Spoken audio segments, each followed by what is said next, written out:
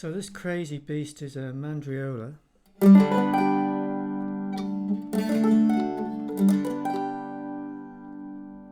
And it's octave strung, so on the D, A and E courses, there's one string an octave below the other. So let's just try a few samples.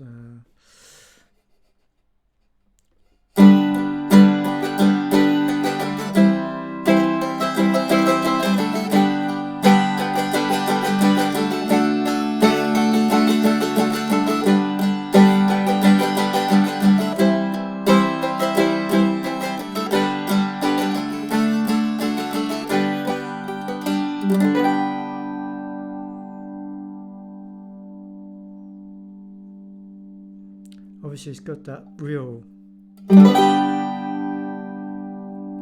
ring to it, you know. Arpeggios work quite well too.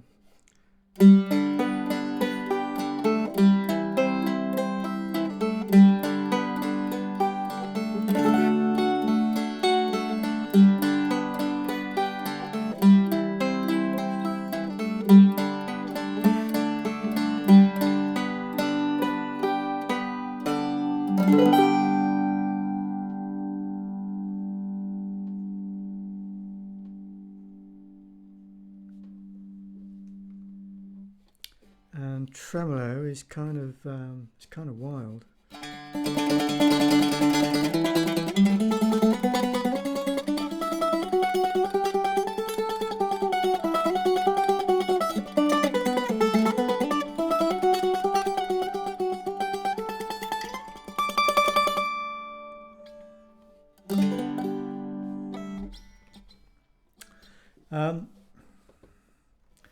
This is not really a subtle instrument. It's probably the loudest mandolin I've had.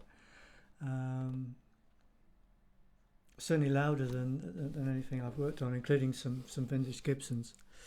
I haven't had a resonator or a banjo mandolin, so maybe those would compete with this. But you could fill a room with this. There's no question about that.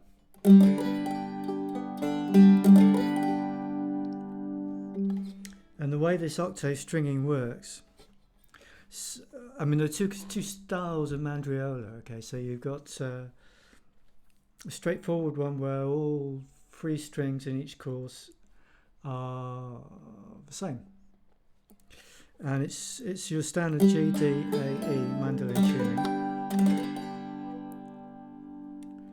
G course, you've got three G strings the same, right? You wouldn't get a string thick enough to go take one an octave down below. Well, you would, but it'd be crazy thick. The other three courses, the bottom string is an octave below the other two, so you've got two melody strings. Can't even pick the individual strings here. And then on the bottom, that one's an octave down.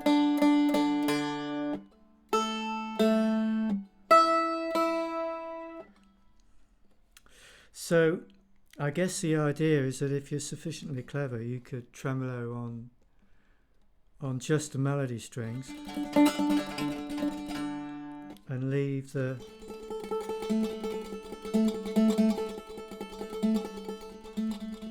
octave string out. Put the octave string in, you get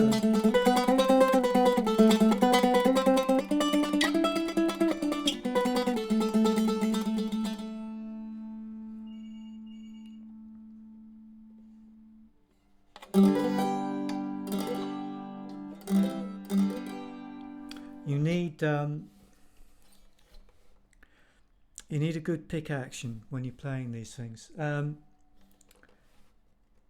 which was a surprise to me. I thought the hard bit about playing one of these would be the left hand, but actually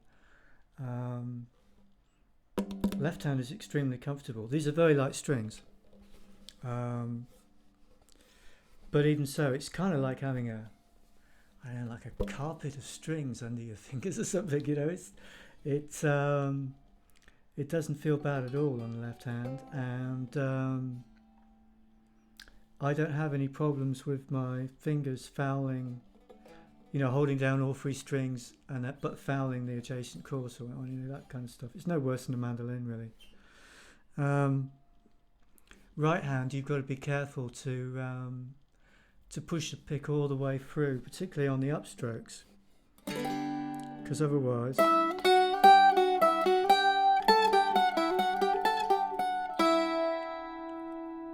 so that's going all the way through, but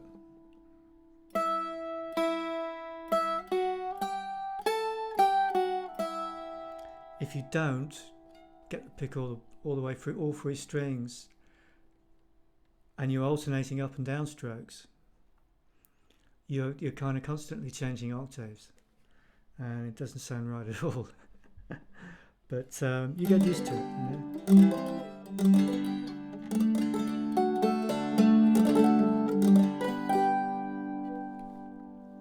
So I should tell you about the specifics of this instrument. I bought this as a bag of bits. Top was in at least 3 bits, maybe 4, I guess. Back was hanging off, braces were all rattling around inside. Tuners was seized up, corroded up solid. So, the body has been reconstructed. It's got quite a nice, this pick guard has a gold leaf backing to it. So whoever built this obviously put some care and attention into it, and it does make it look quite nice. There is a brand new ebony fretboard, which is radiused, and scale length is just under, it's just standard, just under 14 inches. Bridge, it's a new bridge in ebony, and it is compensated for the octave courses, so the amount of compensation differs within each course according to whether it's a plain or a wound string. And then the tuners, I did get them to turn, but by God they were terrible. So I have stripped it down again and fitted a set of Stumac Golden Age restoration tuners. These are 12-string tuners.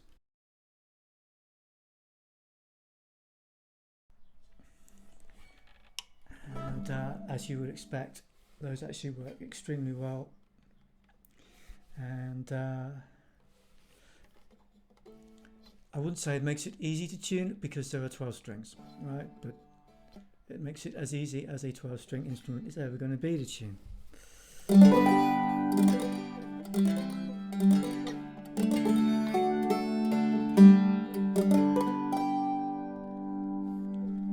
Let's try one more tune.